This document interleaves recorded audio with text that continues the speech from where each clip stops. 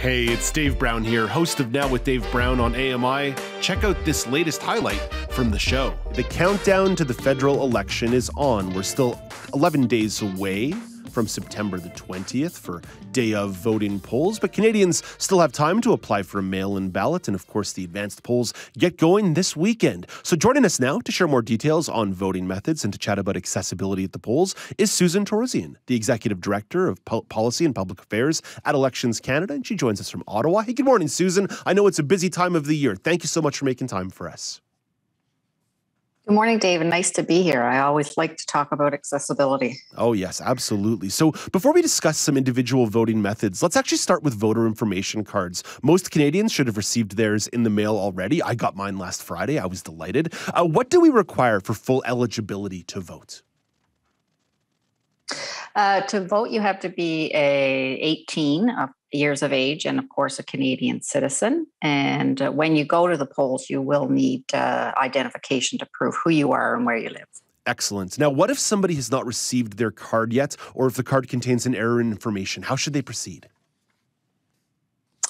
Yeah, all electors should be receiving their cards by September the 10th. There may be some isolated cases in some remote areas of Canada on that, but you can go to elections.ca, and in there, on their website, right on our homepage, there's a voter information service. You put in your postal code there, and you'll find all of the details around your polling locations, your local office, your candidates in the riding, and so forth. Excellent. Now, we know there are going to be a few voting methods this year, including one that's going to be a little more popular, which might be the mail-in vote. So let's begin talking about mail-in voting. The deadline to apply is fast approaching. What's the process to apply, and what documents are required? Yeah, so the deadline to apply to vote by mail is September the 14th at 6 p.m. And basically you apply to vote by mail. And then once you've applied, we will issue you a voting kit, a mail-in ballot kit, which has a series of envelopes, an outer envelope and an inner envelope.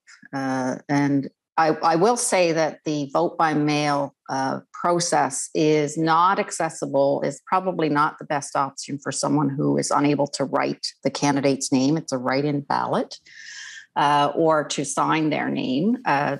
That may not be the best option for, say, a blind elector or somebody who is unable to write a candidate's name. So let's discuss the polls themselves, whether it be the advanced poll or election days. What are some of the tools and services that Election Canada has made available to Canadians who are blind or partially sighted? Yes, we're very committed to making the voting process as accessible as possible. We've worked over the years with the disability community, and we have a number of tools that are available either at advanced polls or on election day. So, for example, on election day, we've redesigned our ballot so it is a bit bigger, so the candidate names are in larger print. We also offer a large print and a Braille list of candidates. Large print is available at advanced polls, whereas the Braille list of candidates is available on election day, September 20th only. We offer tactile and Braille voting templates. So for someone who is blind, they put their ballot into the template, and it helps them to mark their X in the appropriate spot for the candidate they're looking to vote for. Magnifiers, we can offer as well assistance marking your ballot. So if you need assistance, you can either bring someone with you who can assist you, or you can ask for assistance at the polls when you show up in person.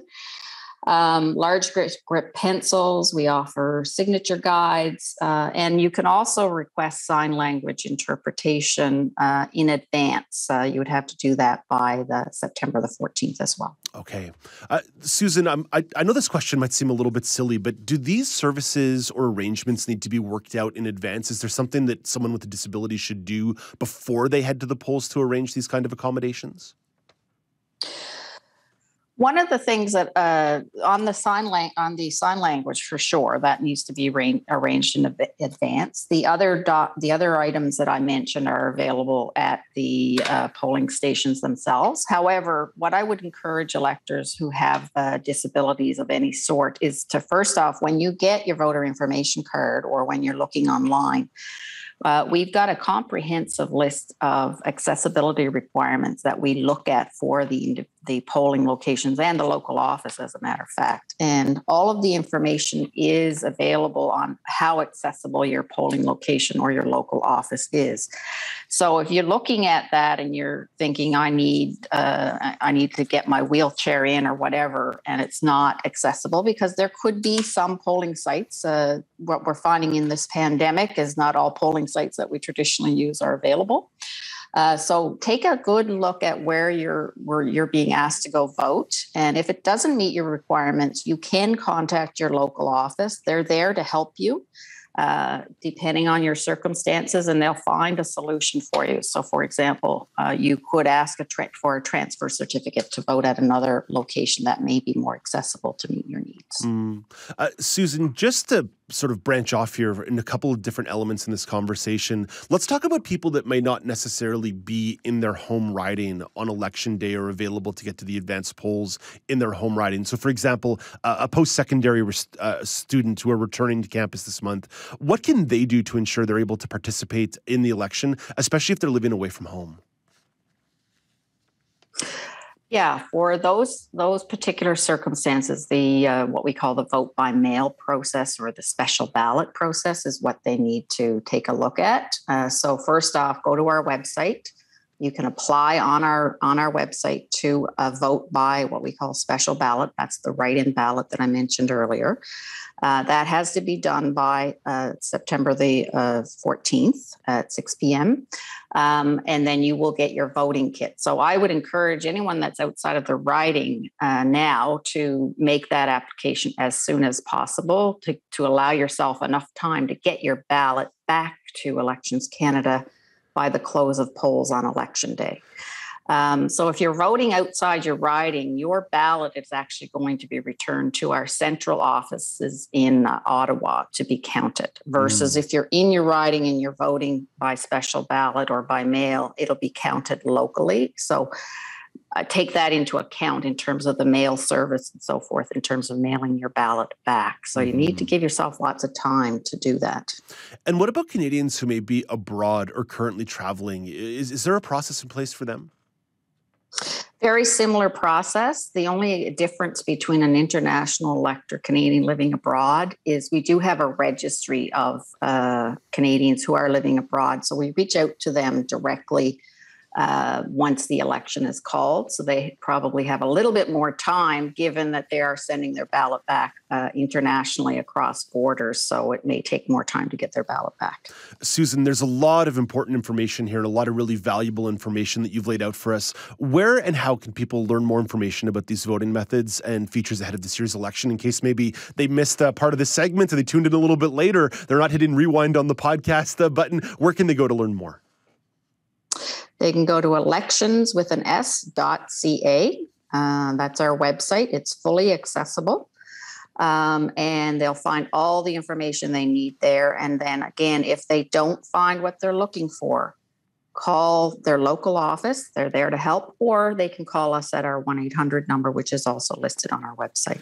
Yeah, I've got that 1-800 number here. Hold on a second. It's under a pile of papers because I'm wildly disorganized, Susan. You know what? I'll share that in a second, but I'll just let people know now if they do want to find out more, they can also visit our website, ami.ca/nowblog, ami.ca/nowblog. Susan, thank you so much for your time today. We really appreciate it. We know it's a busy time for you. Thank you for all the work that you and your colleagues are doing to try and make our elections as accessible as possible. And thank you, and thanks for doing this. Have a good day. Excellent. Okay, I'm literally going through my list of papers here because I know I've got this phone number. I know our producer, Enrique Delanero, wrote it down for me. It was... Susan's... Well, I mean, let's welcome Susan back in there. Susan's got the number top of mind to see if I was a better journalist. I just would have asked you right away, Susan. Do you have that number handy? No worries.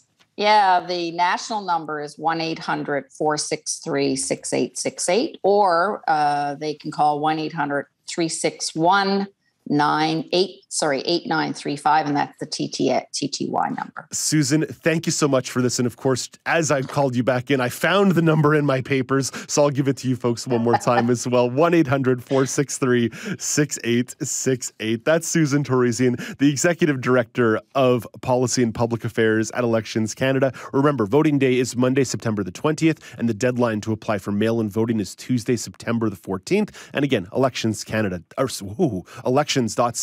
is where you go to learn more, elections.ca, or you can visit that phone number, 1-800-463-6868. And we'll continue this conversation a little bit over the course of the next couple of days. We'll be having Thea Curdy, our accessibility